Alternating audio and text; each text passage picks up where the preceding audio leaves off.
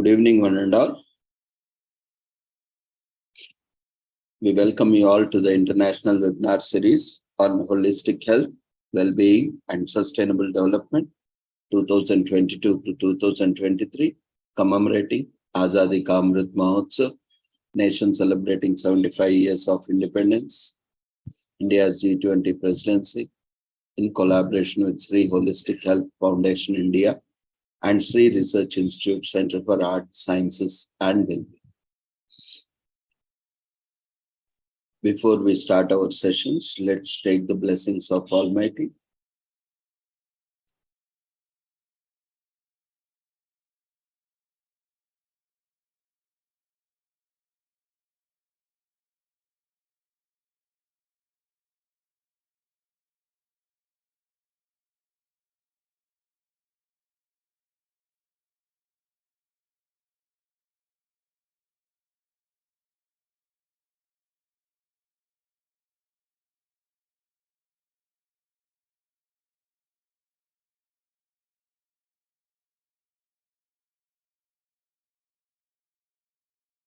कुरुत्वं कल्याणम् आरोग्यं धनसम्पदः शुभं कुरुत्वं कल्याणम् आरोग्यं धनसम्पदः शत्रुबुद्धिविनाशाय दीपज्योतिर्नमोऽस्तुते दीपज्योतिर्नमोऽस्तुते शुभं कुरुत्वं कल्याणम् आरोग्यं धनसम्पदः शुभं कुरुत्वं कल्याणम् आरोग्यं धनसम्पदः.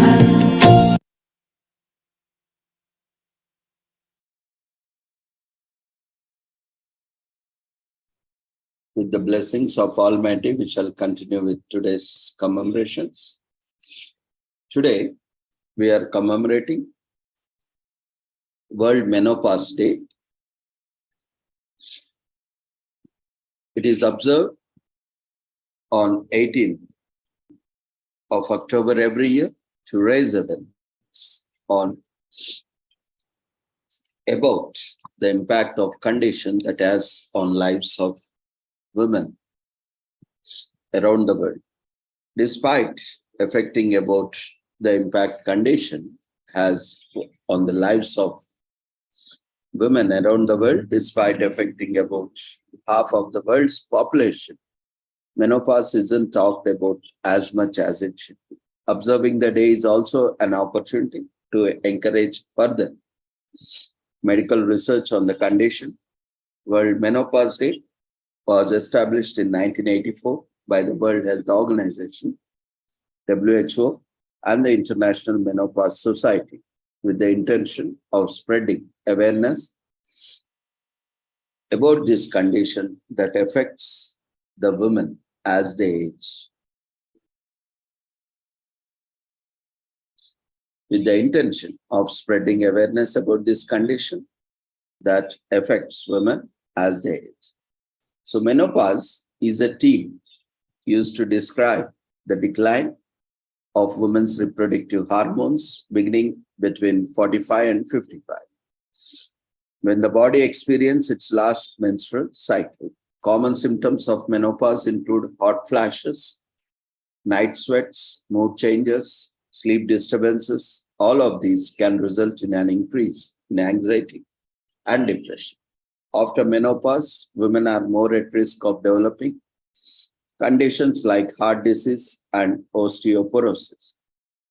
Most treatments for menopause focus on symptomatic relief, as it's a normal part of aging and as such is not a curable condition. The condition has not been studied as much as it should be and is not discussed openly. Having a World Menopause Day was seen as a solution to these problems by encouraging conversation and research on menopause and its effects. As people worldwide are living longer, more and more women are likely to undergo menopause. It is important that we are prepared for the effects that might happen as a result of menopause so that we can live better, healthier lives. So the International Menopause Society is born in 1978, established by Rodney Weber during the Second International Congress on Menopause in Jerusalem. In 1984, World Menopause Day is chosen. The World Health Organization and IMS choose October 18 as a date to raise awareness and support women undergoing menopause. North American Menopause Society is founded, fully self-funded, in short known as NAMS, dedicated to understanding menopause, is established in 1989. October is declared as World Menopause Month. The IMS decides that since local societies couldn't easily organize awareness-related activities one day, one whole month would be dedicated to spreading awareness about menopause in 2020. So, what is the impact of menopause? Women experiencing menopause endure a number of unpleasant symptoms like lack of sleep and heat flashes, which directly affects their productivity and quality of life. Menopause affects women around the time that they reach 40 to 58 years. And there are a number of lifestyle changes that can help with menopausal symptoms, including having a balanced diet, taking medication, and limiting certain triggers. But further research is needed for us to understand the condition better, which is why observing World Menopause Day is so important. Consider sharing medical information freely available with International Menopause Society with people who will undergo menopause. Work with your community leaders to organize a talk about menopause by knowledgeable healthcare providers. If you know someone who is experiencing menopause, be patient and understanding and ask them to share their experience.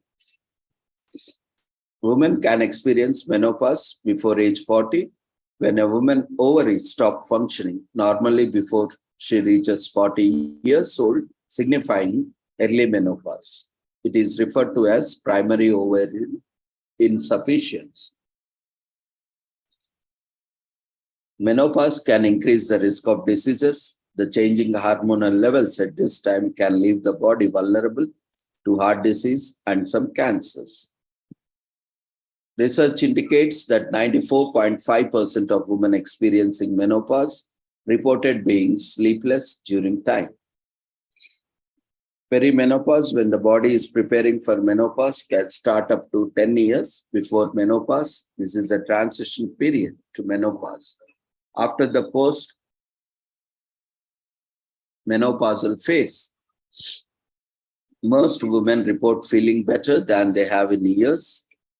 People around the world are still unable to discuss menopause, even though it is completely natural aspect of women's health. With premenopause starting up to a year before menopause, the symptoms and discomfort of menopause can affect women for more than a decade. It's only lately that active medical research is being conducted on menopause and related symptoms.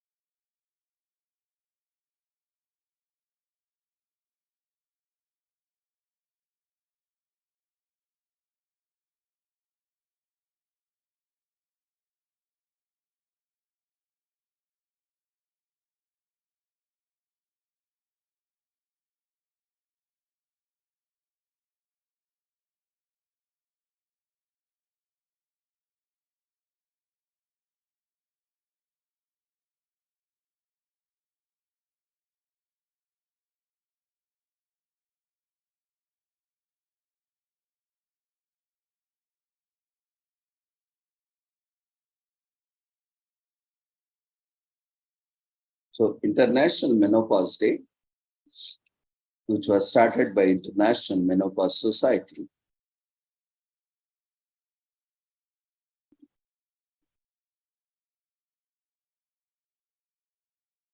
promotes education and research on midlife women's health. The International Menopause Society brings together the world's leading experts to collaborate and share knowledge about all aspects of aging women. The IMS advocates evidence-based treatment options for optimistic midlife women's health and promotes best practices in women's healthcare.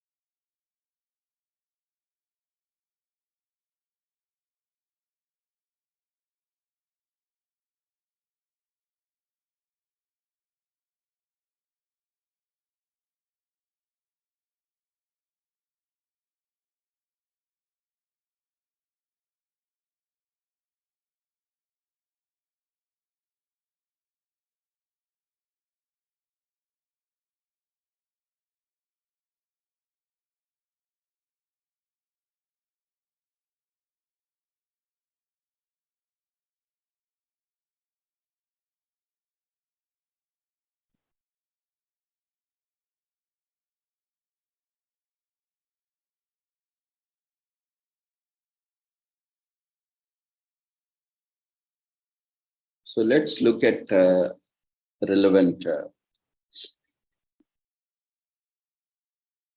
aspects that are related with menopause.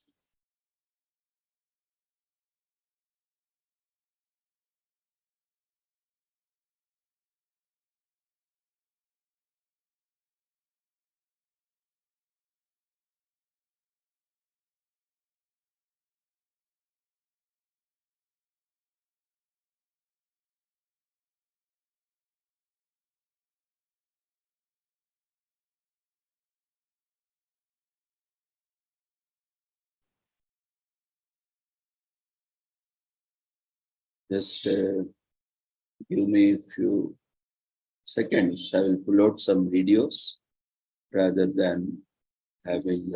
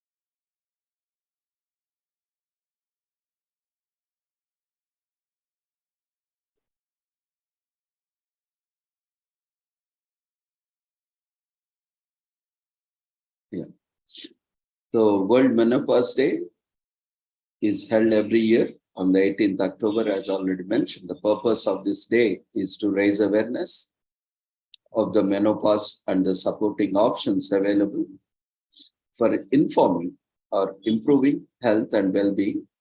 So we encourage professionals and women to participate in this global awareness and raising campaign by sharing the information, organizing events to engage their communities, and sharing World Menopause Day. The theme for World Menopause Day 2023 is cardiovascular disease. So let's look at cardiovascular disease.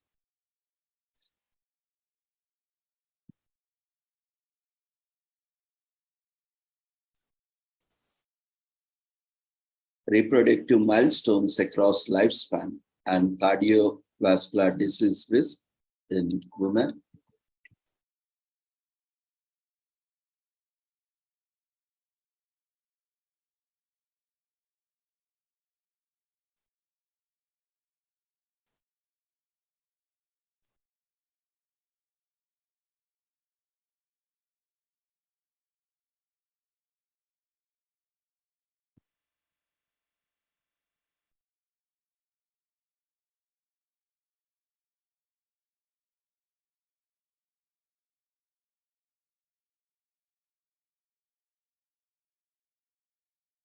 Cardiovascular disease, which is the leading cause of death for women across the developed and developing world countries.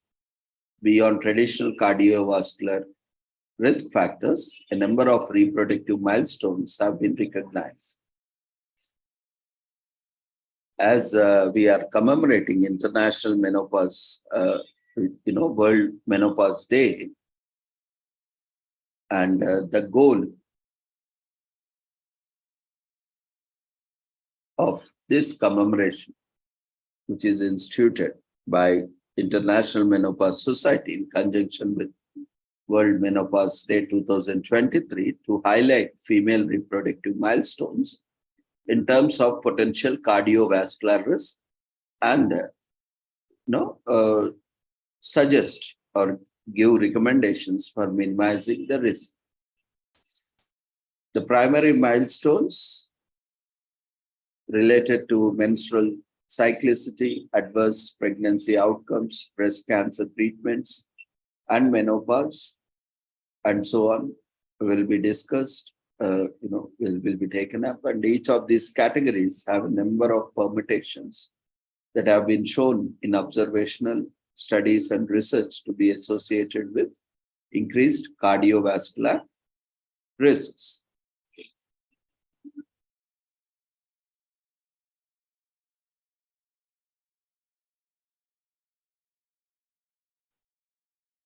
So promoting cardiovascular health of women has far-reaching effects for themselves, their families, and their project. It's time to make women's cardiovascular health a priority. So in spite of advances in diagnosis and treatment, cardiovascular disease remains the #1 cause of death in women. Throughout the developed and developing world, according to the World Heart Federation, CVD, including heart disease and stroke, is the most non-communicable disease globally, responsible for nearly 20 to 20.5 million deaths, of which more than 3/4 occur in low and middle income countries. Cardiovascular disease is responsible for 35% of the deaths in women each year, and more than 13 times the rate of breast cancer, and greater than all cancers combined. In 2021, the Lancet Women and Cardiovascular Disease Commission set the task of reducing the global burden of CVD in women by 2030.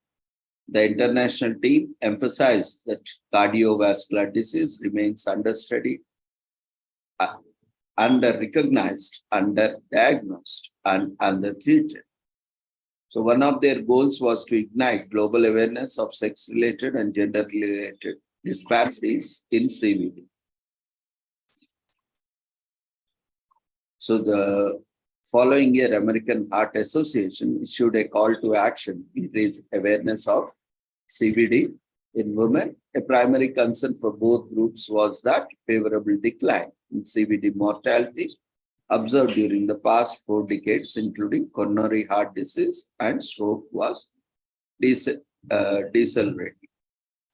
So why we need to increase awareness? Perception of risk, primary factor associated with compliance with CVD preventive recommendations, has declined among women. In 2019, versus a decade earlier, women were 74% less likely to identify heart disease as a leading cause of death, and twice as likely versus 7.9% to identify breast cancer versus heart disease as a leading cause. Risk factors for CVD in women can be divided into 3 categories: well-established risk factors, under-recognized risk factors, and sex-specific risk factors.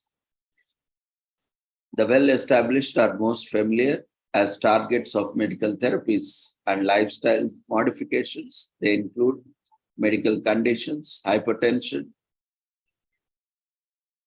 dyslipidemia, and diabetes.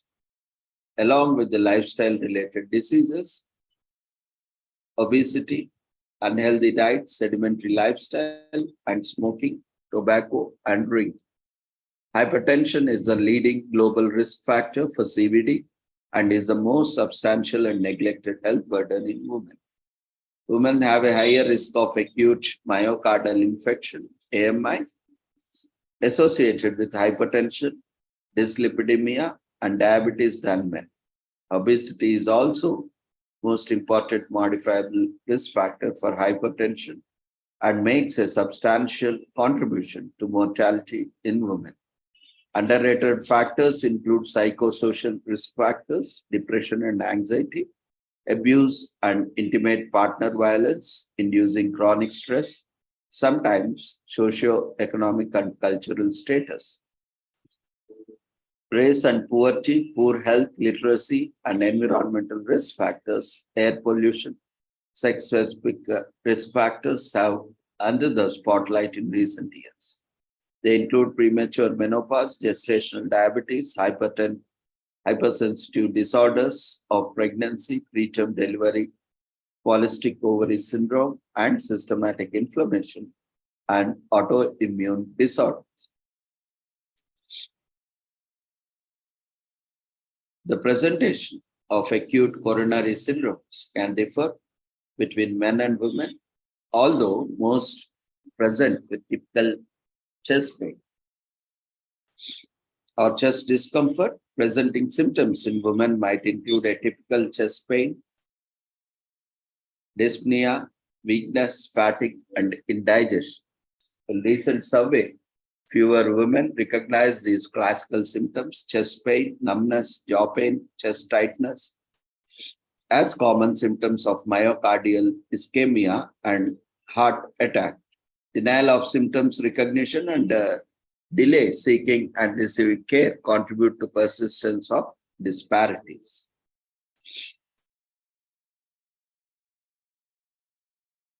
So when considered in terms of women's lifespan, the onset of heart attack and stroke historically occurs at ages equal to or less than 70.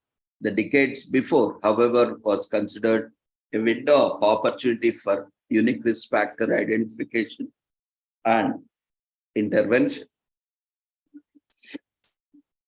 Over the past 5 years, interest in sex differences in CVD has escalated, and identification of an evolving of sex-specific characters in recognition and assessment of women's CVD risk.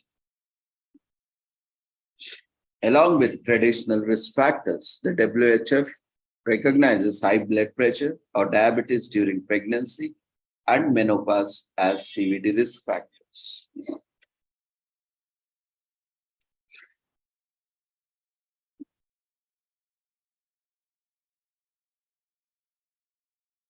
There are many such factors. I will not get into much detail.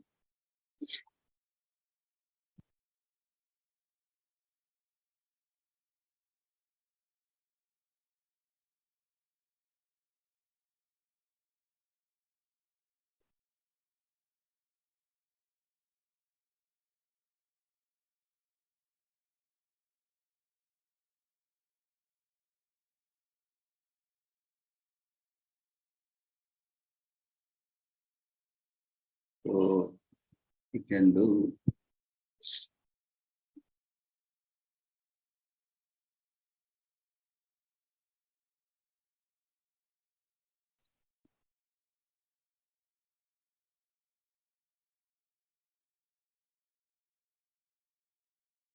We look at some myths associated with menopause, and we will also look at certain terms which one might not be aware of.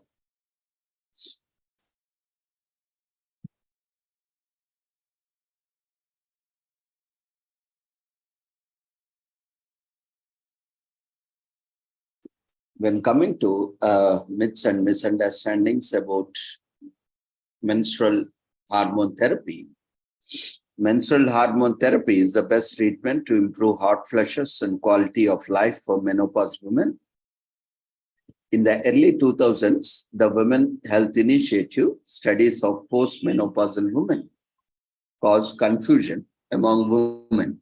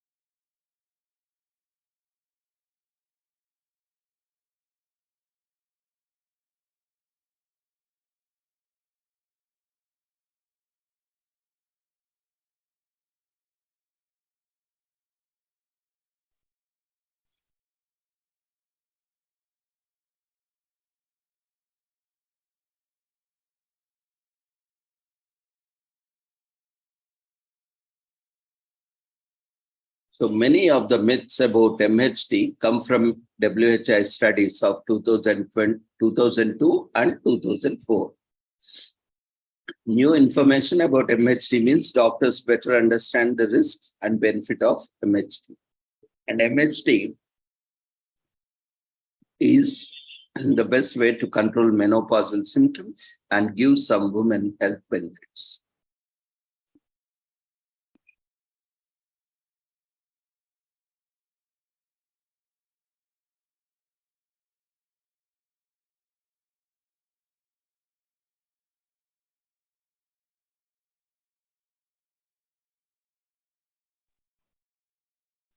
Many of the myths can be busted with proper information. Combined MHT, estrogen plus progesterone, or estrogen alone cause no significant increase in breast cancer or risk of heart disease in women aged to 50 to 59 or in women who start treatment within 10 years of menopause. MHT will make you put on weight is one myth, a misunderstanding. Women who use MHT do not gain any more weight than women who do not use MHT. Aging, social lifestyle, and medical factors are the main causes of midlife weight gain. The hormonal changes of menopause do cause fat to move from hips to the abdomen. And another myth is breast cancer is most common cause of death in post-menopause women. Fear of breast cancer is a major reason why women do not use MHT.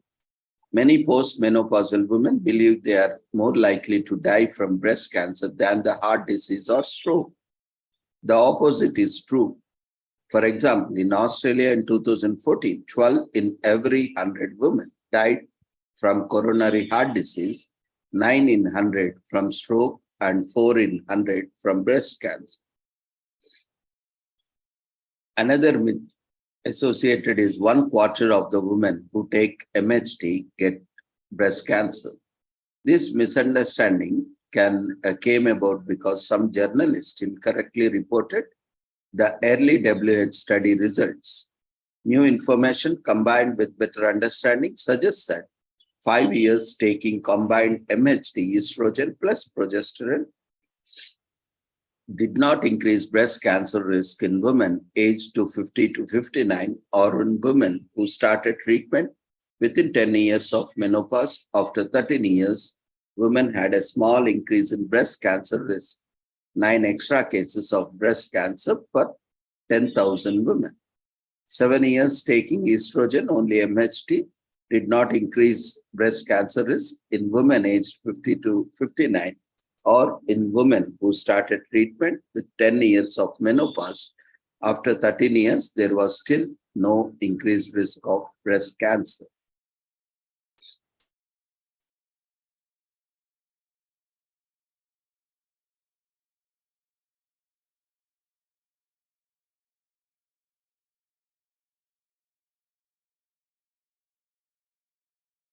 There are various myths like that,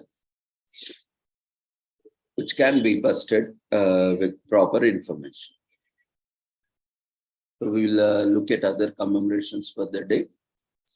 Today, we are also commemorating United Nations Week in Philippines from October 18 to 24. United Nations Week starts on October 18th and runs up to 24th every year. This day has been established annually since 2003, presently made up of 193 member states, including Philippines, and the UN has evolved throughout the years to keep up with an ever-changing world. But its work is still guided by the principles held within its founding charter. It is one place on earth where all nations can come together, discuss problems, and find a solution that benefits everyone. The year was 1945 in San Francisco, California. Representatives of 50 countries met at the United Nations Conference on International Organizations from April 25th to June 26th, just before the end of World War II. They drafted and signed the UN Charter after 2 months, creating a new international organization called the United Nations. It aimed to maintain international peace and security, protect human rights, uphold international laws, as well as extend humanitarian assistance. More than 75 years later, the UN is also involved in setting sustainable development goals for a more sustainable future for everyone. Action to limit global warming has been agreed upon the UN member states. The principles was one of the original member states and one of the only 4 Asian nations that signed the charter, signaling in the start of the UN. It was also one of the co-founders of the G77 coalition in 1964 that helped promote collective economic interest in the UN. The organization evolved into the Intergovernmental Group of 24 on International Monetary Affairs on Development, or G24. For over 7 decades, the Philippine government has partnered with the UN through different programs and commitments, such as International Convention on the Protection of the Rights of All Migrant Workers and the members of their families, and Convention Against Illicit Traffic in Narcotic Drugs. The country also consistently sends peacekeepers to the UN, and its office employs a huge number of Filipinos. The UN also assists the country during calamities and helps raise funds for various causes. The first Asian president, Carlos P. Romlo, becomes the president of the UN General Assembly in its 4th session on September 20, 1949. The SBAA stands for Standard Basic Assistance Agreement, provides an early draft on the UN Development Fund program's work in the country, and the current legal basis for UNDP's operations was signed on July 21st, 1977. One of the strongest storms ever recorded devastated the Philippines, prompting the United Nations to mount a huge coordinated humanitarian response to provide immediate aid to the affected families on November 8, 2012. The UN-backed Permanent Court of Arbitration ruled in favor of the Philippines versus China, upholding the United Nations Convention on the Law of Sea, or UNCLOS, on July 12, 2016.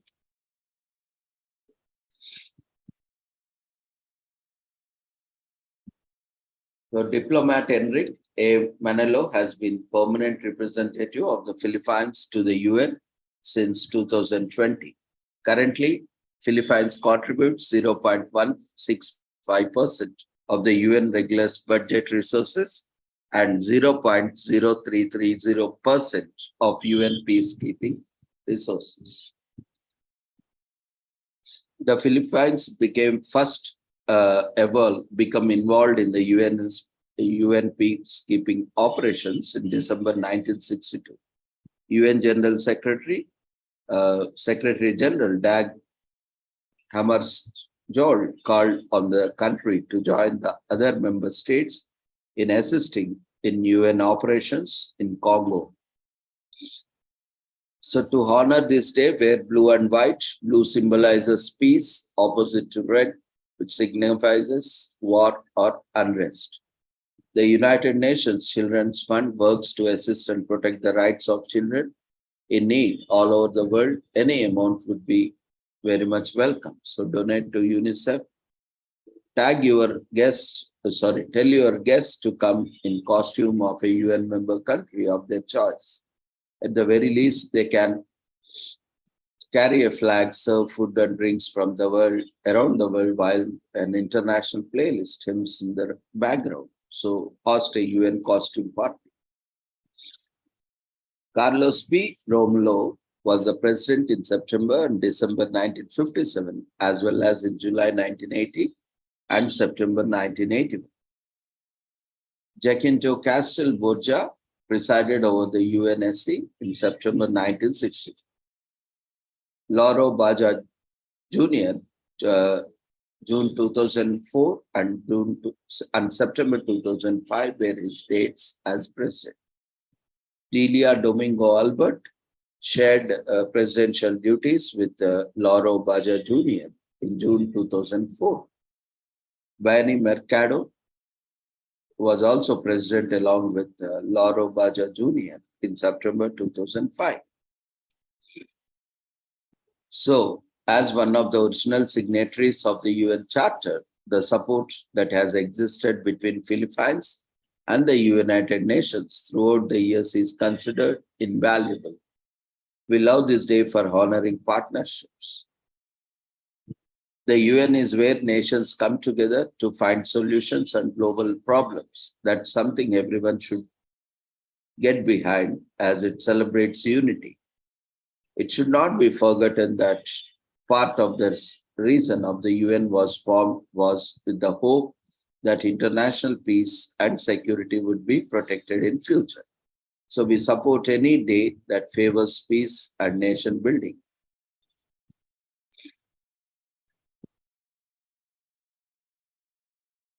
Today, we are also commemorating Day of Unity in US.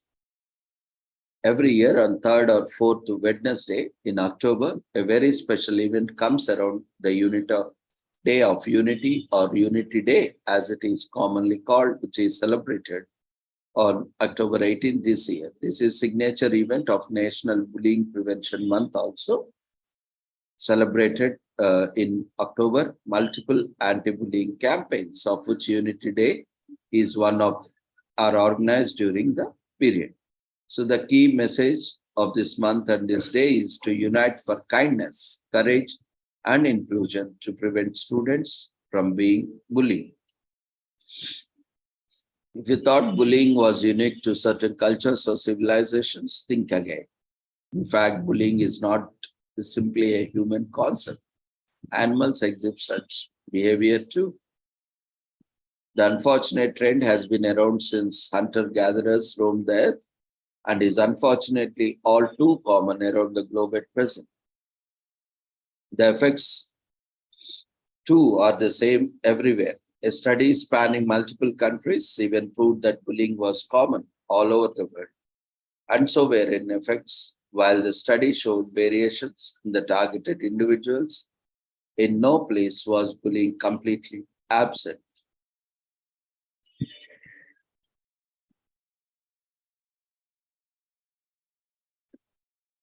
No one culture is responsible for creating this behavior. The tendency to coerce, intimidate, or harm others is likely evolutionary.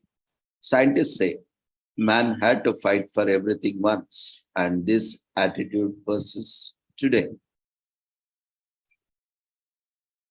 People have always wondered about the motivation behind this behavior. Hence, the studies conducted on bullying, they were sporadic. However, until Don Ulvisser 1978 study, after studying school children and their overt behavior, he described bullying as physical harm, various forms of indirect bullying. Bullying did not enter his description. His research provided a strong base for others, educationists, psychologists, sociologists, and criminologists to study bullying. Since always the description of bullying has evolved to include subtler forms of oppression like verbal abuse and social exclusion.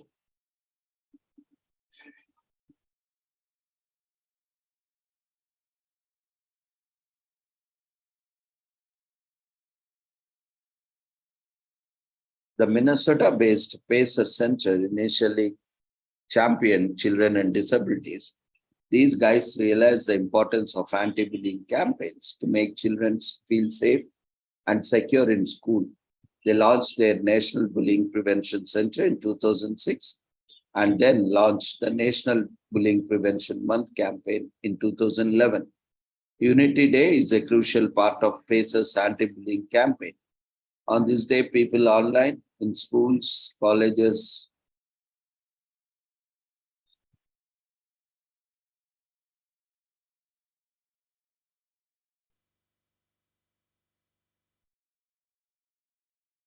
and in communities come out to stand up against bullying. PACER has updated its tagline to read Together Against Bullying, United for Kindness, Accept and Inclusion. They aim to increase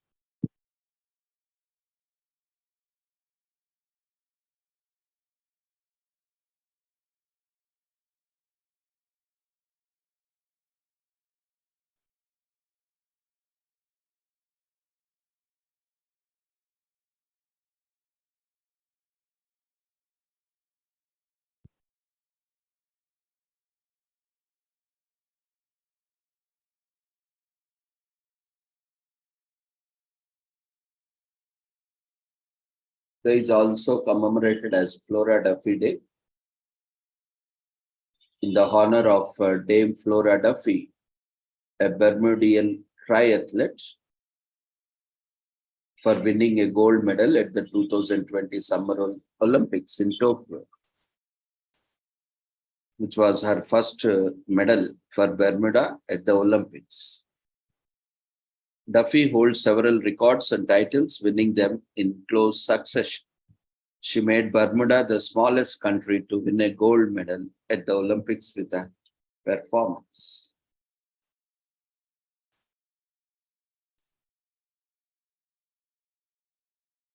Today is also commemorated as Hagfish Day in US. It is a day to celebrate the existence and importance of the hagfish. The swiggly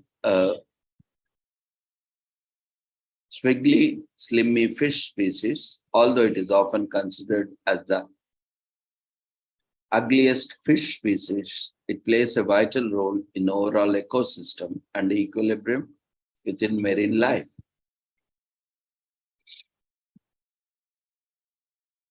Hagfish bring them with a whole other level of slime and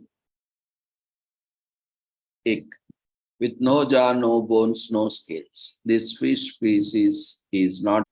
To make matters worse, they have equally unsettling eating habits. Hagfish feast on dead or dying bodies of marine animals.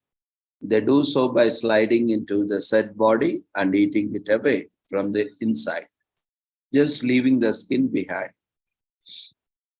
That being said, and unappealing as the species might be, it is also essential to maintain balanced ecosystem. Whether it is outwardly obvious or not, each organism in nature has a role to play in order to keep the world functioning as it should. All creatures, no matter what.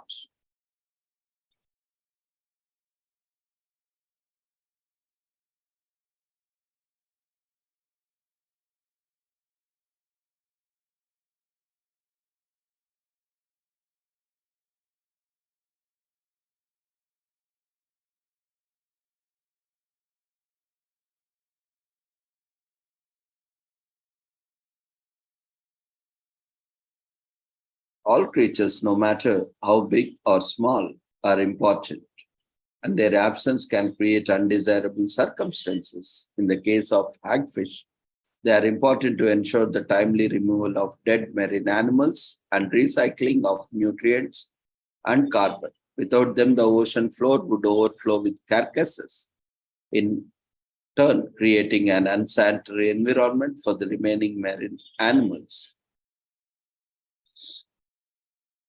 So once you look past their exterior, hagfish has a lot to offer and deserve to be celebrated. For this reason, Whale Times founded Hagfish Day in 2009 and has been observed nationwide.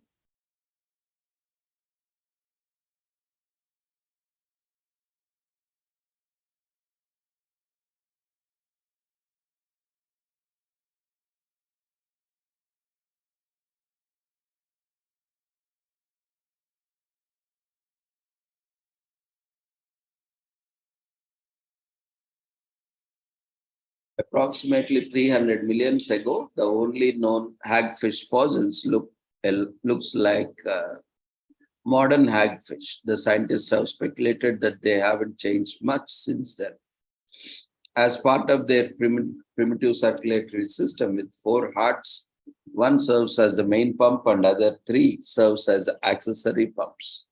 While the question is still debated, no hagfish lack jaws and so they can't kill humans.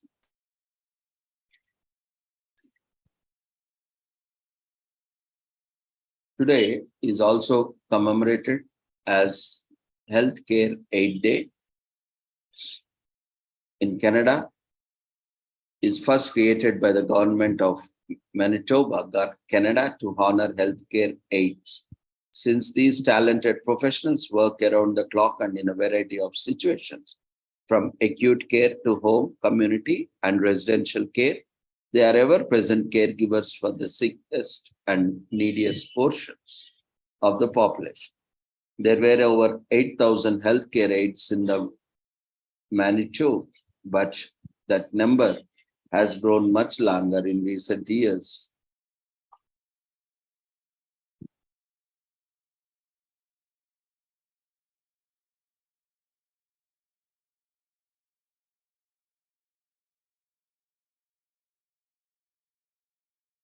In any public healthcare system, healthcare aides are indispensable.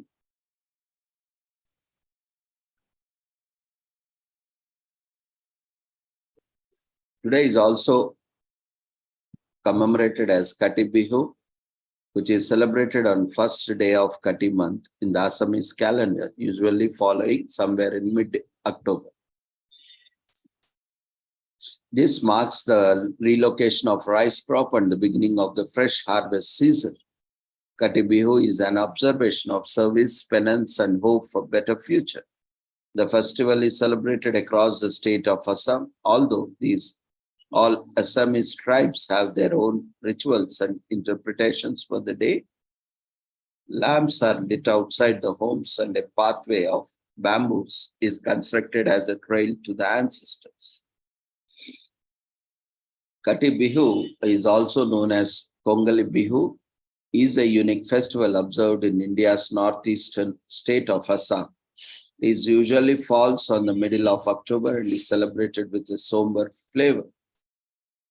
There is less merriment again.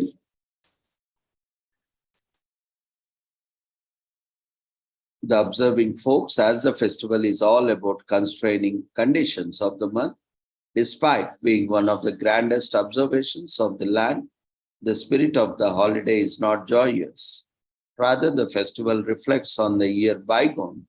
The month of October is sowing season in Assam. The freshly sprouting paddy fields and the empty granaries are symbolic of the Kangal, which translates to grow. So, Kati Bihu is one of the three most significant festivals of the Assamese people, including Bogli Bihu and Rangoli Bihu. This is kind of, a Pongal festival, Sankranti festival, similar to that. Outside their homes, people light a clay lamps and holy basil plant is decked with garlands and lights. The tradition of burning the lamps date back to ancient celebrations when the lanterns of the paddy field attracted insects and served as a natural insecticide. To guide the ancestors home, traditional lamps, saki, are placed on the tops of the bottom sticks. Kati Bihu is celebrated with great sincerity by the entire state. It is one of the few unique festivals of India which surpasses religion, social status, and the caste as the people from all walks of life come together and observe solemnly on their conditions.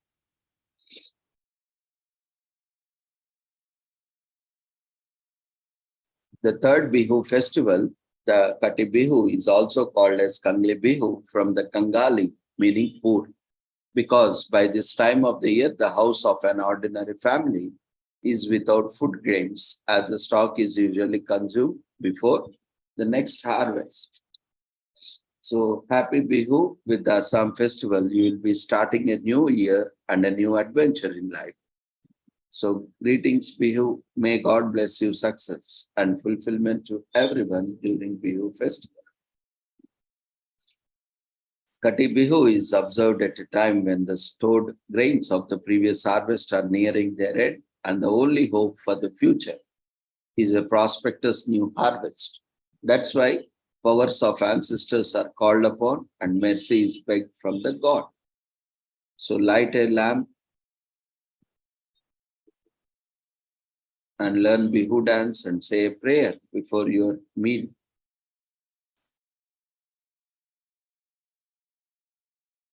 It honors nature, reminds us to be grateful, and connects to our roots.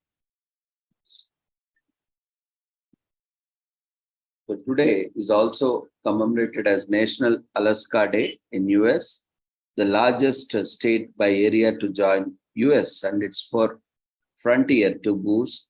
It is any wonder we have a special day.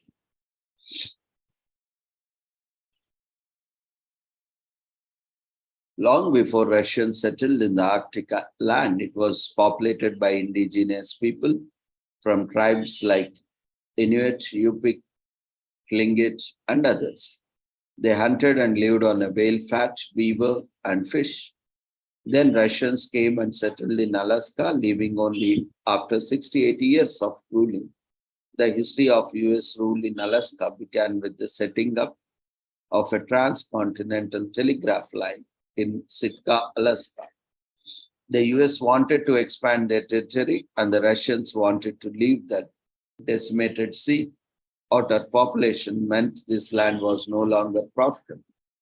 And the Russia was short on money after the Crimean War, making Alaska hard to defend.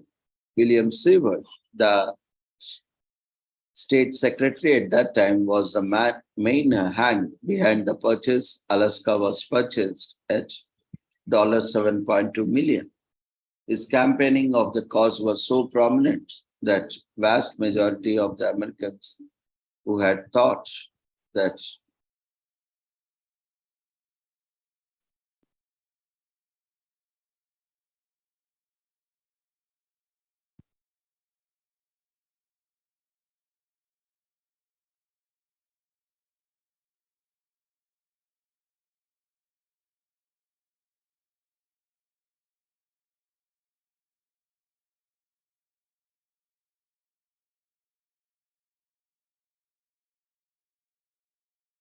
today is also commemorated as National Bra Day in United States, celebrated on third Wednesday in October to honor women who have been diagnosed with breast cancer, and it falls on October 18th. The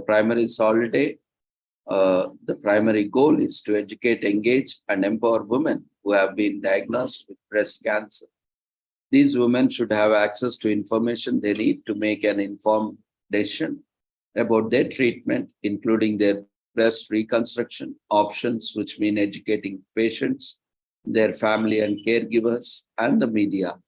However, there is still work to be done in educating women and their families on breast cancer and treatment options.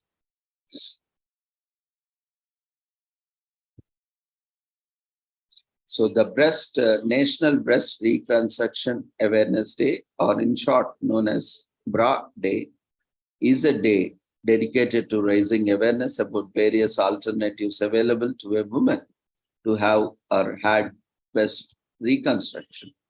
Breast reconstruction is not for everyone, but every woman must be given all the information they must need to remain aware of the facts. In 1800s, the first attempt to reconstruct a breast after a mastectomy occurred when a lipoma was transplanted to the location of mastectomy. Several breast reconstruction procedures ranging from Gillies making a walking flap to the free perforator flap using autogenous tissues for the reconstruction of the breast mound have been developed and refined. The use of tissue expanders for breast reconstruction has also been developed significantly over the last 3 decades.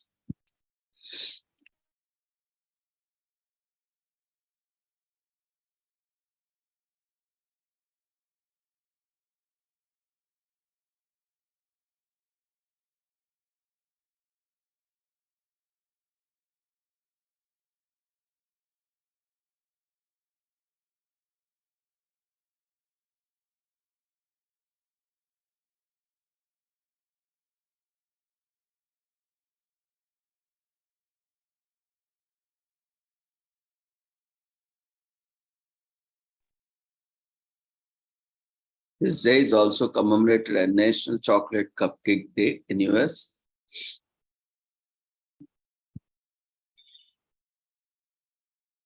Chocolate cupcakes were born out of a 1976 cookbook called American Cookery and have since grown into a worldwide craze and decent dessert staple.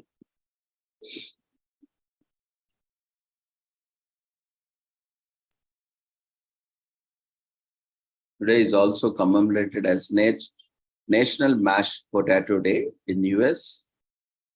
That is an opportunity for them to indulge in even more of their favorite dishes, those spud lovers. The origins of this are not clear, but different sources also state it's happening on different dates. Some people, however, believe the Idaho Potato Commission was responsible for founding this day in celebration of mashed potatoes. Whatever the case, the humble yet amazing potato deserves a day to honor its existence. Cultures all over the globe use potatoes as a staple food or a popular accompaniment for other dishes. Human beings have been growing potatoes from as far as 8000 BC. The earliest archaeologically verified potato tuber remains were found in the central Peru at the coastal site of Ancon, dating to 2500 BC.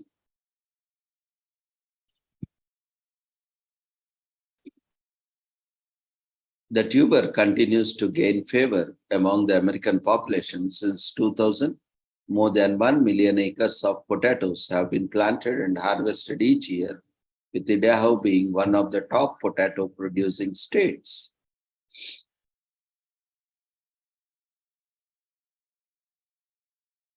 The Guinness Book of World Records states that the largest potato weighed 7 pounds 1 ounce, grown by J.E.'s 1953 and J. Busby 1982 of the UK. The average American eats approximately 124 pounds of potatoes per year. Idaho is the largest potato producing state in US.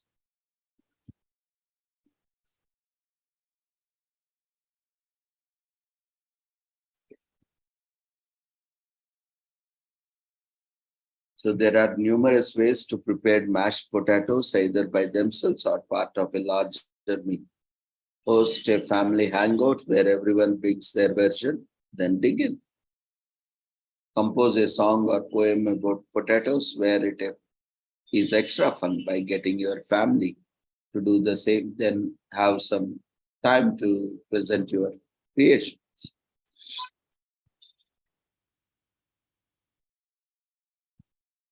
There are around 4,000 types of potatoes. Potatoes belong to the same family, Solanaceae, or as tobacco and deadly nightshade. Commercially, potatoes can be stored for up to a year by keeping them at 39 degrees Fahrenheit. Today, potatoes are grown in about 125 countries worldwide. The potato is made up of 80% water and 20% solids. Today is also commemorated as National Medical Assistance Day in US and is a great time to explore the important fastest growing career medical assistance provide.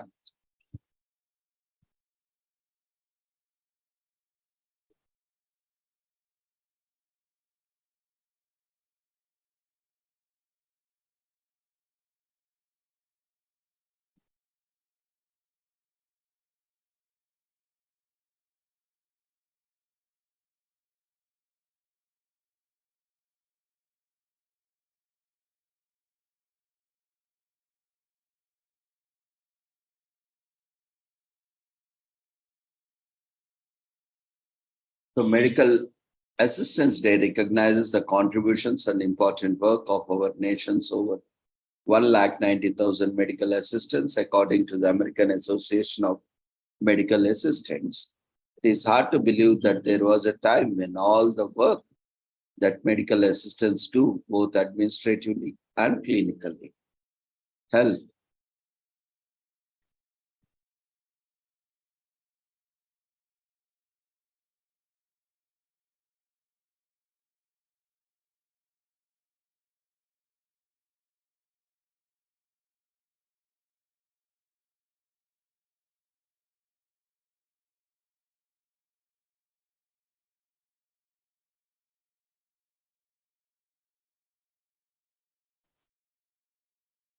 Williams co-founded AAMA and became its first president in 1956. She appreciated today as the powerhouse behind the organization. Williams believed that the entire healthcare industry would be greatly enhanced by the work of certified, authorized,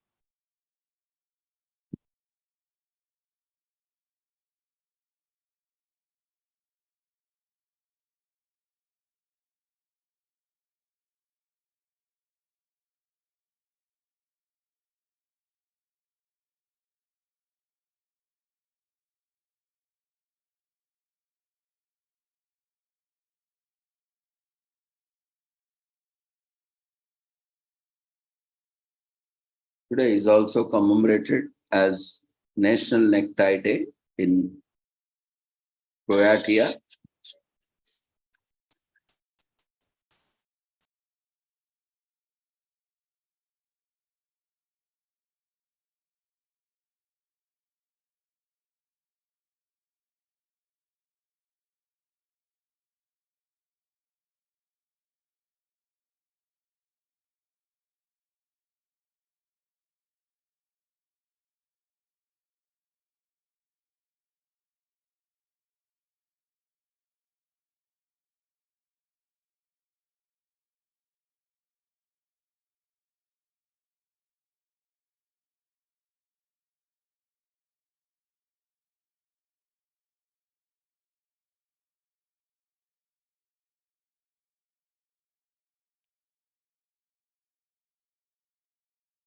So National Necktie honors the invention of neckties. The modern necktie that we love and wear is the creation of Croatian mercenaries who wore it as a neck protector, which is a popular holiday. Croatia and is celebrated with great zeal across the country. Students attend school wearing their best ties, and the men pass on blue and black to embrace funky colors for the day. The day has been celebrated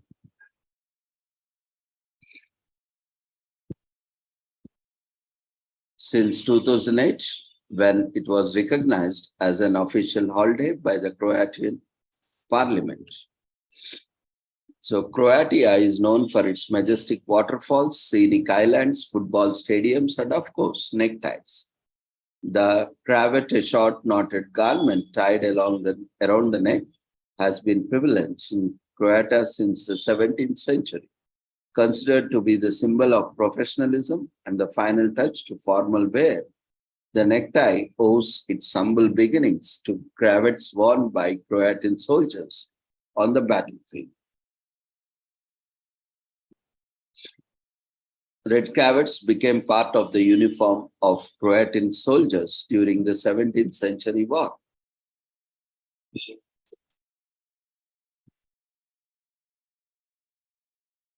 Throughout the years, there have been seen as a symbols of genteel birth, social rank, coming of age, blind following of tradition, and of course, male sexuality that tie symbolizes. A tie goes best with a jacket or a vest. You can opt for a formal look with a blazer and shirt, or you can dress down by pairing them with a loose shirt and some jeans. The most well-known traditional British tie is regimental necktie, slightly thinner diagonal stripes or less shiny silk fabric, and the traditional regimental colors of the olive green and maroon, navy blue and yellow characterize the regimental tie.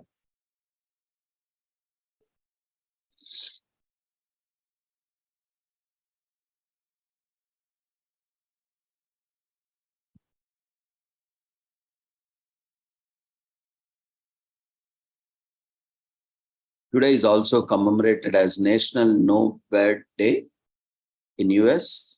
For those men who are part of no beard resistance, bearded world, in a bearded world, there's no National No Beard Day on October 18. Shaving off your facial hair is the fastest way to change your look. Going clean shaven could give you a totally new look on life, land you the job, or completely change your dating pool.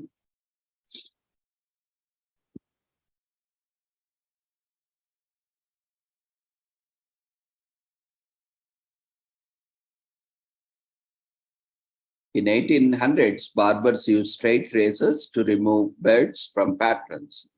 Though that was a standard practice, most men wore beards as a fashion of the day. But according to National Museum of American History, beard removal came into vogue in the United States around the early 1900s. There were numerous reasons for cutting these beards.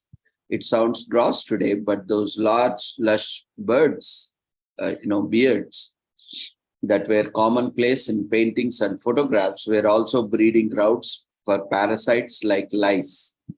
So beards also trapped bad odors from perspiration, especially for those men who work together in close quarters without an opportunity to regularly take a bath.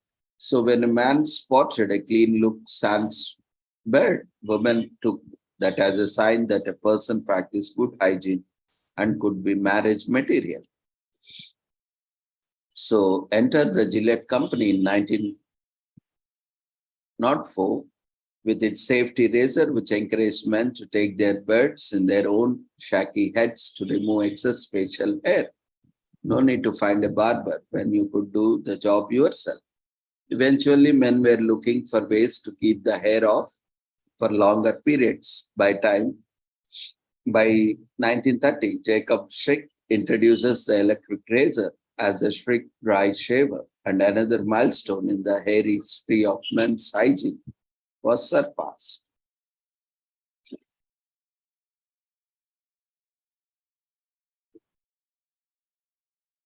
So there may be a doubt that shaving make your beard grow fast. Not really, but if your beard grows quickly, it may be due to your razor, but rather to your genetics.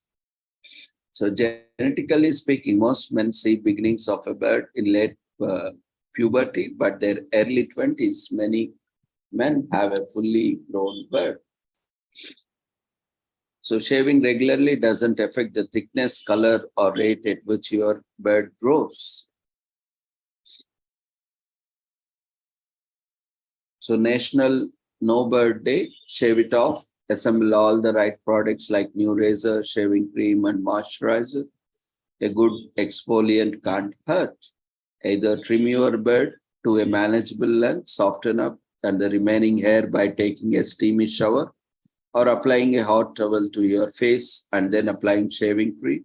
Shave the grain while holding your skin taut to get the best results. Exfoliate and moisturize that awesome skin below, and that's done. So shaving off the beard that looked you so long to perfect can be scary. Why not convince a hairy friend to do it with you? Take some before and after Instagram shots or cherish the memories if you are a social media savvy. So getting a straight razor shaved from a barber is one of the most relaxing, manly, old-fashioned things you can possibly do. So sit back and leave the shaving to the professional. Self-care is cool and you will live smoother than if you do it yourself. So next thing you know, you'll be open to pedicure. Some people are genuinely terrified of them, like pogonophobia is a real thing, which means anyone who suffers from fear of beards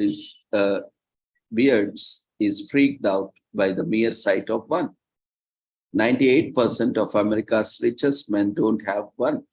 If you want to get on the Forbes list, it's time to start shaving. It might be just coincidence, but that's a fact. The same chemical dihydrotestosterone promotes both beard growth and balding. One theory postulates that having a beard contributes to baldness due to body's increased thermoregulation effort. So they have been subject to tax. Both Peter the Great and the state of New Jersey tried to cash on facial hair in the past. So let's all admit the thought of leftovers and viruses lurking in the facial hair is a total turnoff unless and until you wash, you take bath daily or regular and maintain.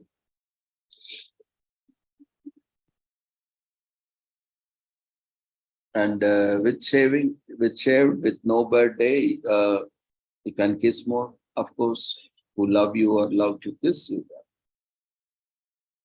And you look younger, maybe you grew a beard to stop getting carded every time you ordered something. So, which is, for adults. So take pride in slamming your ID down and telling bartender, you are going to be very youthful looking senior citizen someday. So most executives are clean shaven, especially the higher up ranks you go. So if you are gunning to be company's next CEO, losing the beard can't hurt. You have to look the part to get the part. Generally, most offices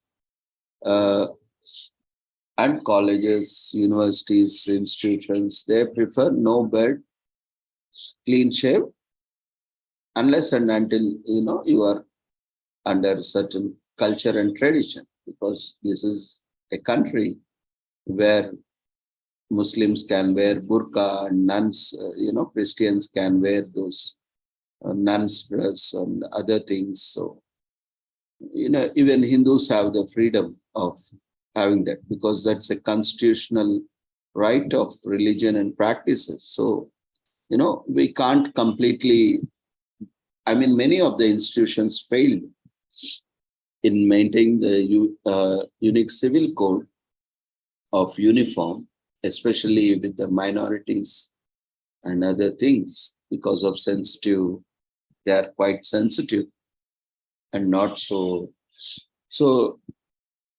but most of the time, Hindus being more understanding and more abiding. So often we can see clean shaved.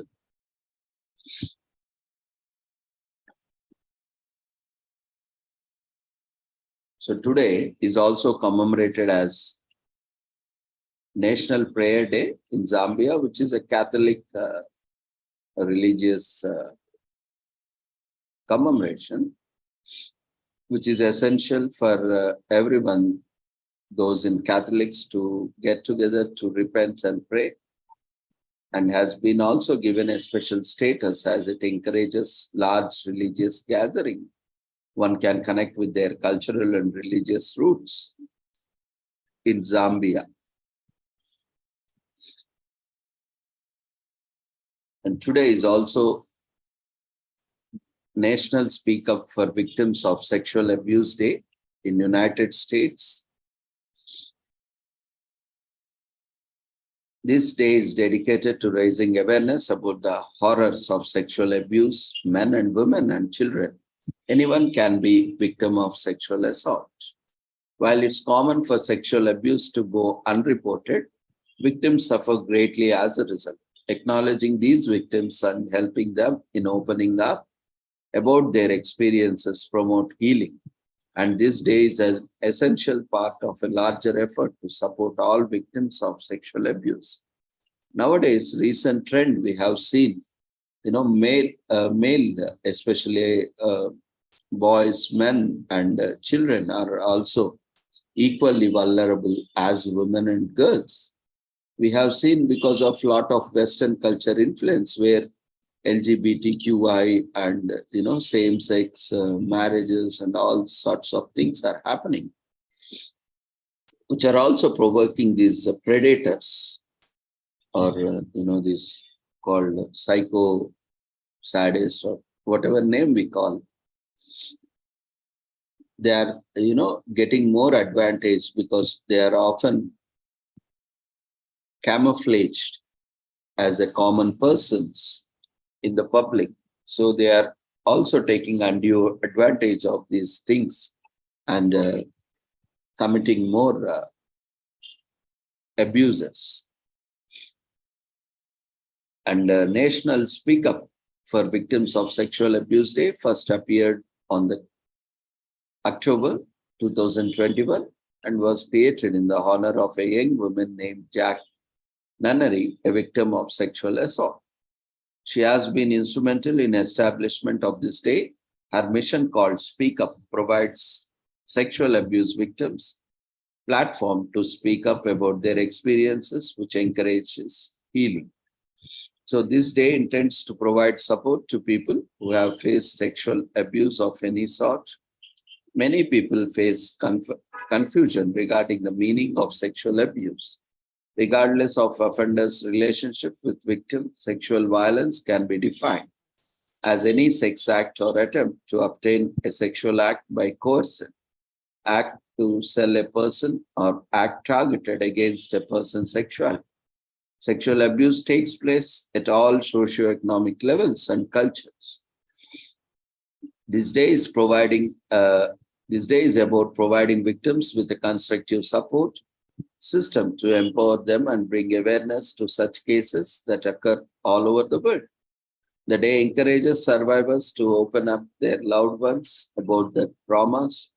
The day contributes considerably to bringing awareness and providing a voice for those who have been victimized. As a result, honoring this day as a significant milestone is necessary to make progress towards the goal of an abuse-free society.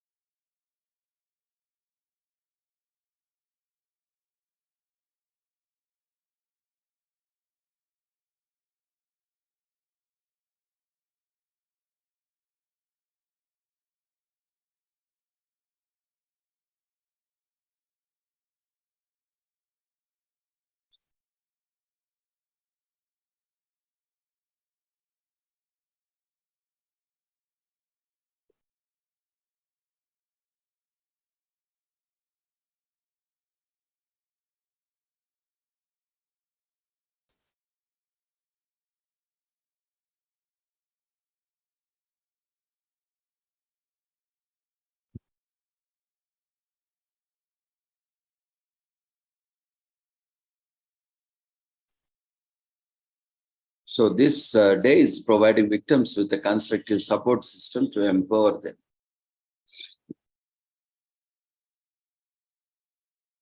So the hotline is established, the National Sexual Assault Hotline operated by Rape, Abuse and Incest National Network, in short known as RAINN, is established in June.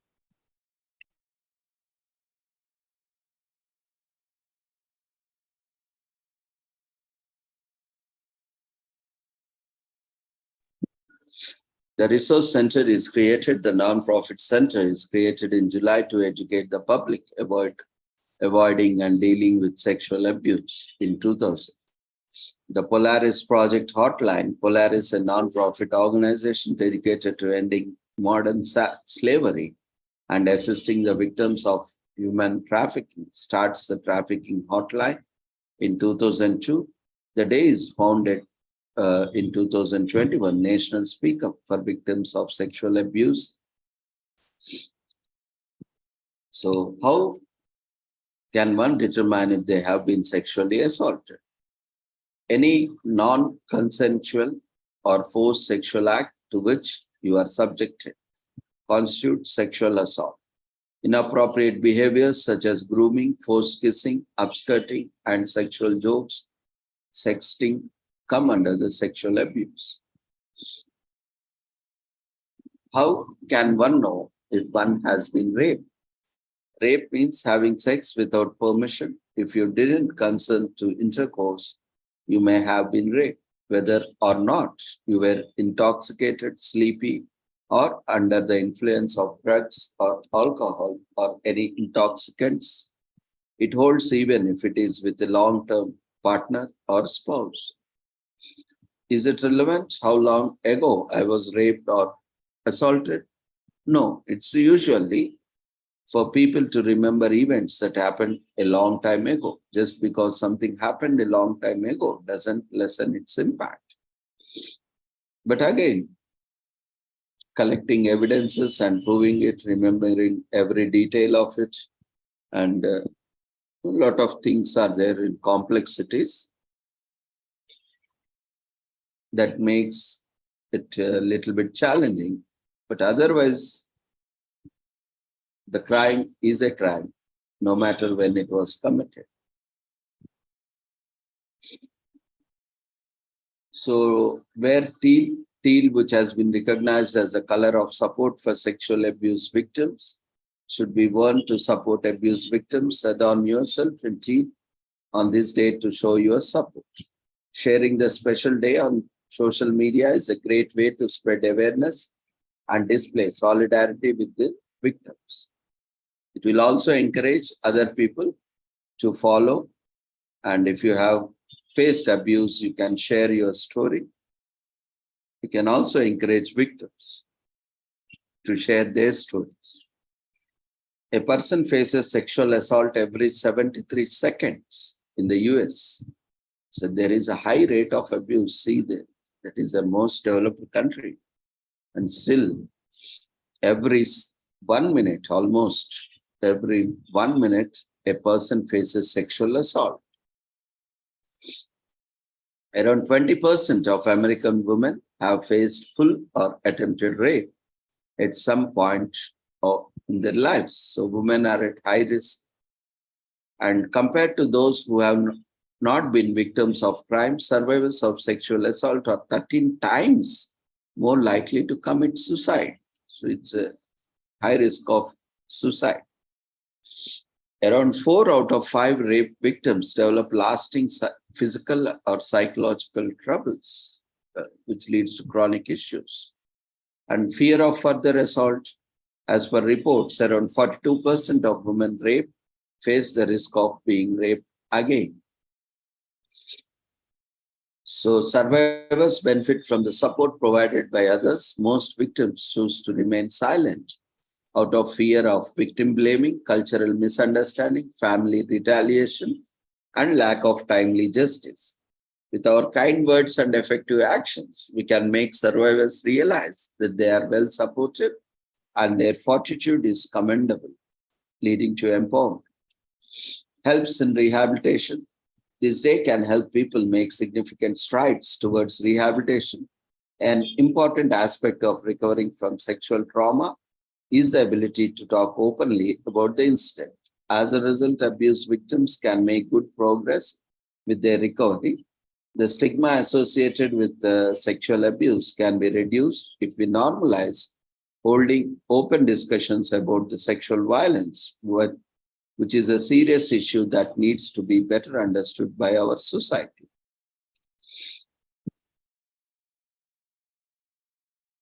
Today is also commemorated as National Right to Work Day. In Australia, every year on October 18 to encourage biking, as a majority of Australians do not get enough physical activity to keep their health in good shape. Cities are jammed with traffic congestion. This hurts the environment and costs society billions of dollars in lost productivity each year. The day was intended to encourage people to get out of their cars and ride bicycles. Cycling to work is one of the most convenient and time-saving modes of transportation. By riding a bike instead of driving, taking the train, or taking the bus, you can get to your daily workout without having to travel to the gym. Senator Janet Rice, who worked for the Bicycle Victoria, later known as Bicycle Network, organized a small event in Melbourne in 1993 to encourage more people to ride bicycles.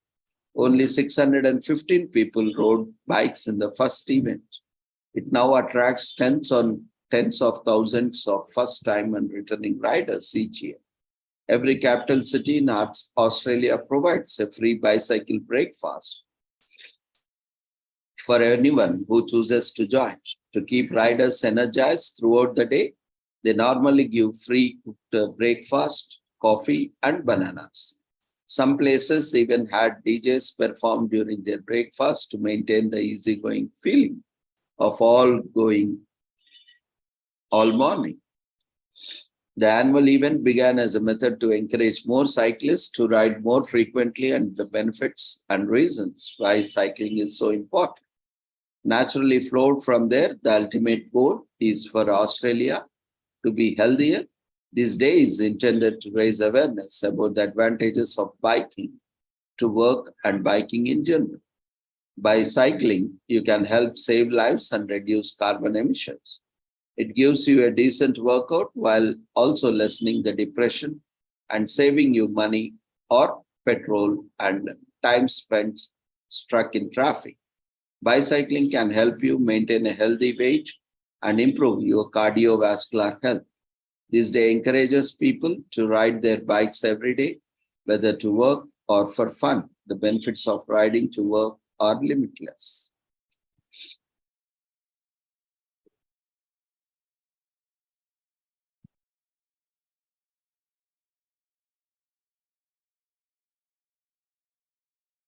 Today is also commemorated as Support Your Local Chamber of Commerce in US.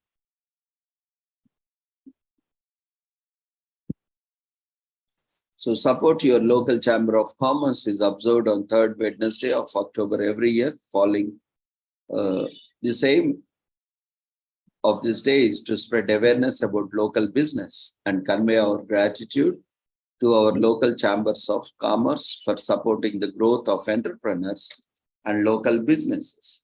The US Chamber of Commerce was established in 1912 following the proposal made by the President William Howard Taft and his Secretary of Commerce and Labor, Charles Nagel, to Congress.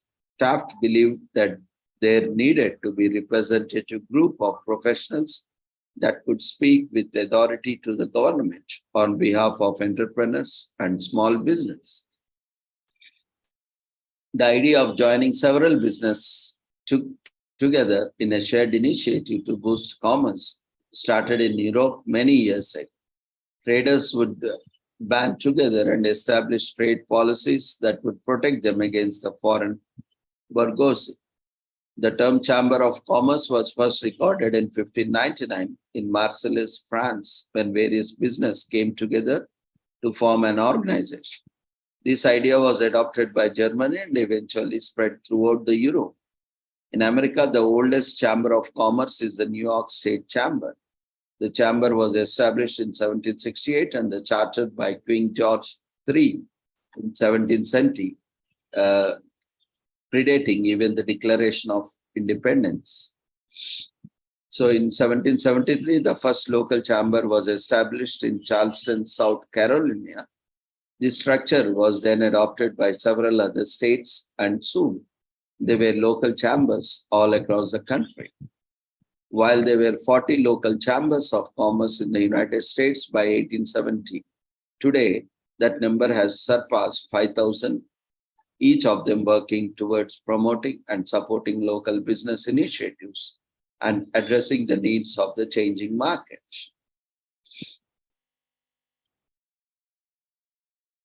So the advocate for the support for local entrepreneurs, representatives try to influence policies that would create a conducive business environment for them, for their members. These all are, local chamber of commerce does.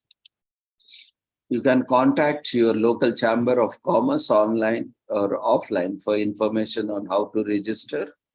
The application procedures may vary from chamber to chamber, area to area. Chamber of commerce organizers are not primarily profit-driven. Their goal is to represent the interest and advocate the progress of local entrepreneurs.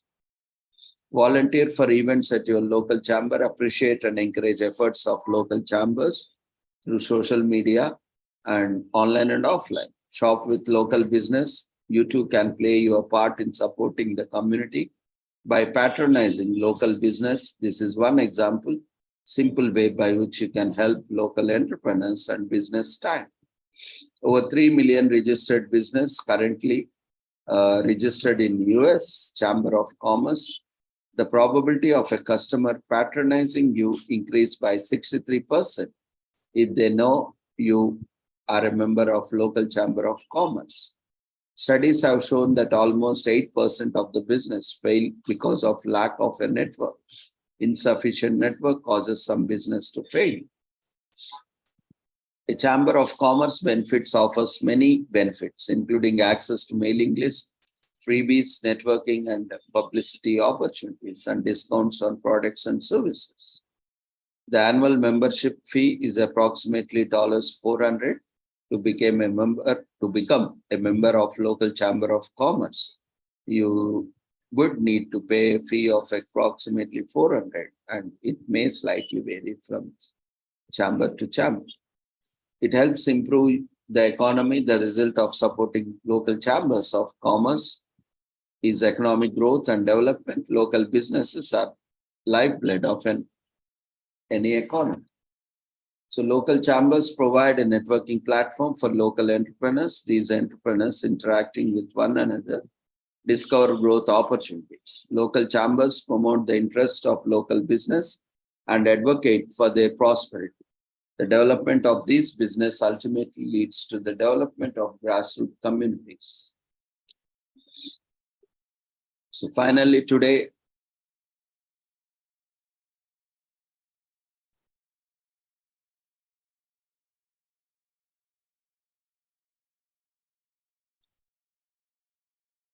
we have come to an end of our commemorations.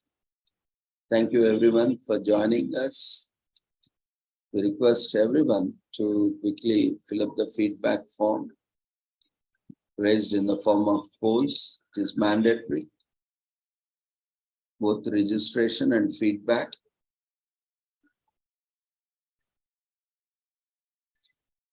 And keep attending daily. All the certificates will be issued at once. And whenever they are issued, we will notify you. And as already informed, there will be a common registration for those. Actually, we have floated membership form, but many did not fill the form or complete the formalities. in spite of reaching out, maybe they missed out the form. So as of now, we are postponing that because again, it will be the same process as very few people applied. Some people will have membership, some people will not have. So again, we need to have two forms. Again, that will complicate the entire process. So instead of that, we will continue to use the existing model of registration. And as we are coming to end of this series by January, most probably, because by December we'll be ending the commemorations of India's G20 presidency, and also in August we have already ended the Azadi Ka Amrit Mahotsav commemorations. So as we have missed out some days in between, we couldn't conduct sessions. So we are continuing till January. Most probably by December or by January ending, we will cover the missed days and we will conclude. And the United Nations Sustainable Development Goals series commemorations will continue, if not daily, but at least once in a week or once fortnight or once in a month or weekly. We'll see how it can be rolled out. Even if possible, daily also we'll consider, but that we will tell you later. Depending on the feasibility. So thank you everyone once again for joining us and for your valuable support.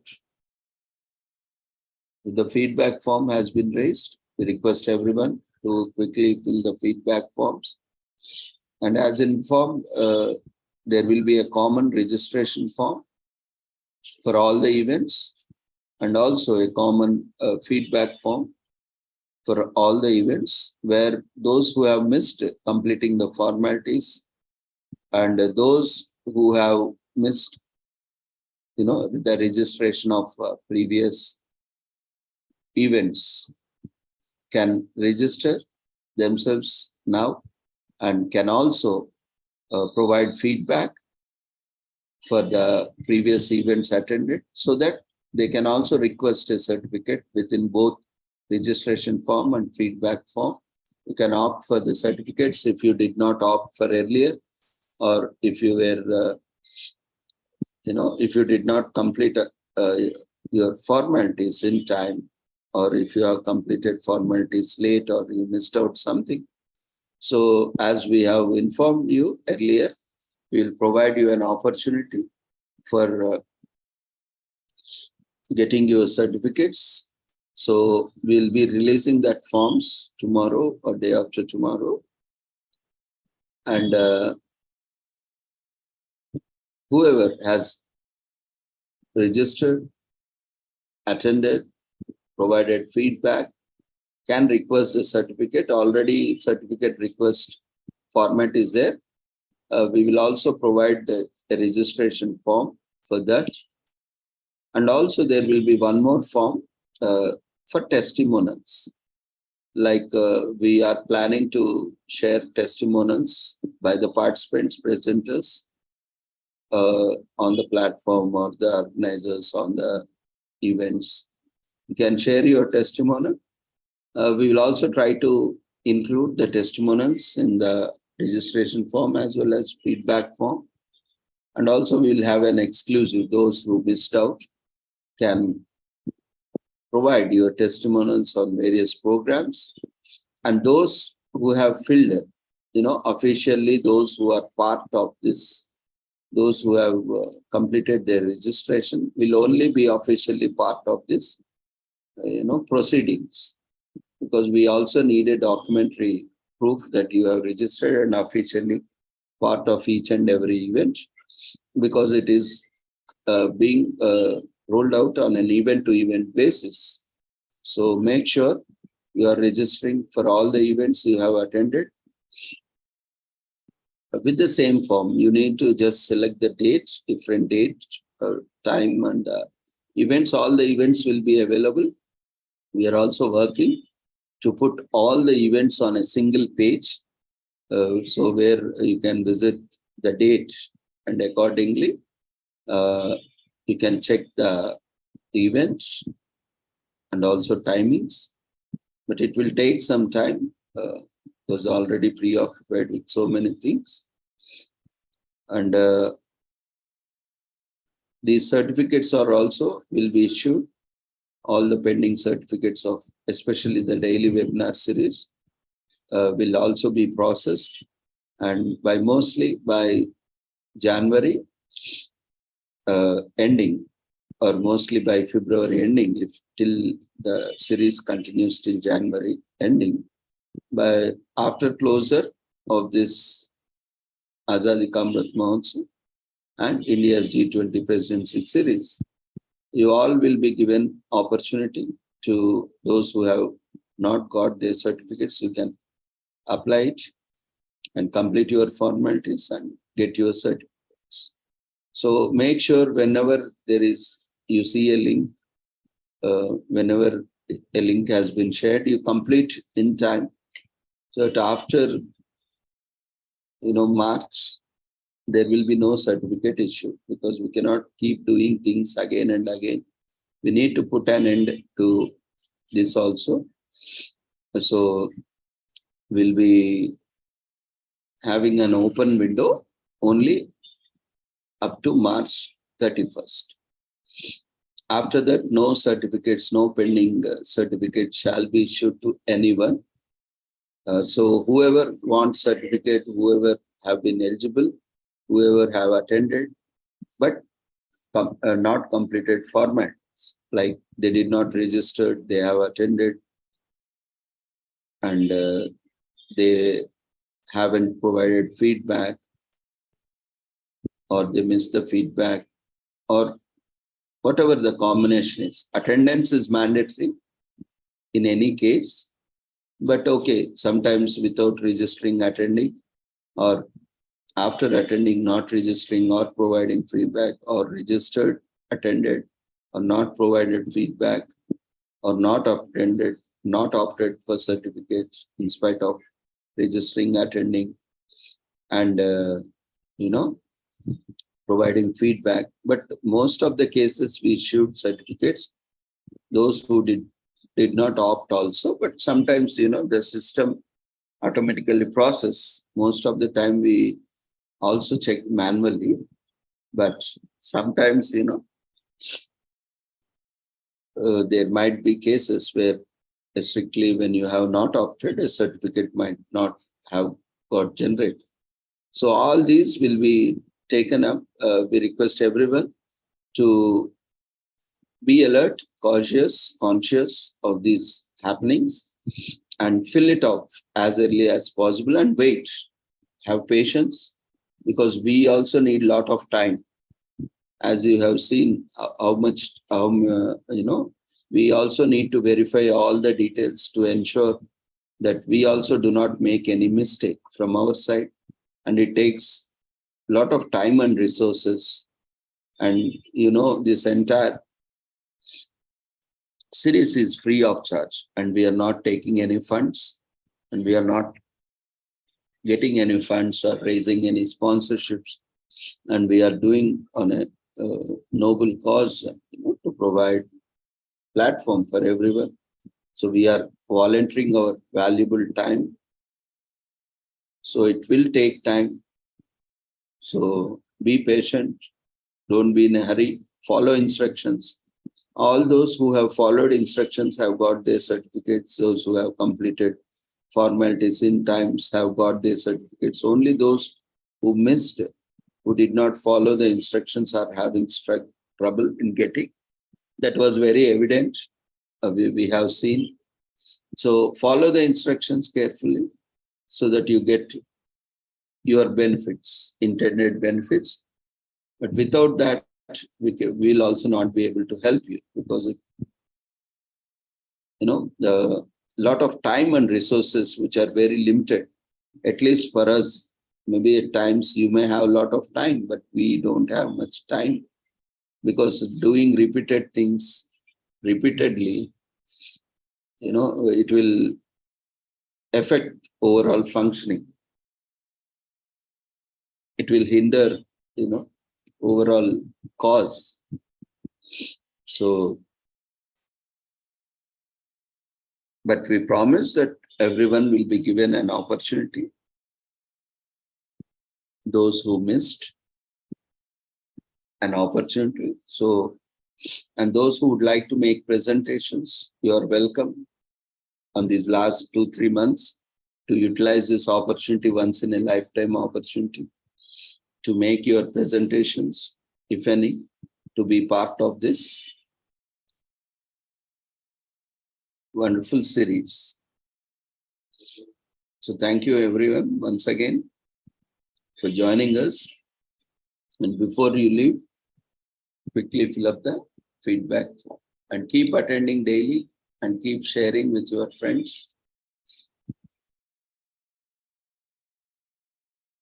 And we do not encourage like others, like saying only few people attending, or even 1% attends, or 100 or 1,000 or 1 lakh attends, doesn't matter. We respect each and everyone as an individual. So sessions will continue. We will try to create awareness. So don't worry about participants, number of participants, that doesn't matter, because many don't understand. You are also one person. I am also one person. If you want something and you have gone somewhere and said, because you are the only one, so you cannot avail, or you cannot get food, or you cannot travel or anything like that, you know how much painful or how much disrespectful or how you feel. So let's not any one of us engage in such activities. Let's respect our valuable time and resources and help each other and make it more memorable. Thank you everyone once again.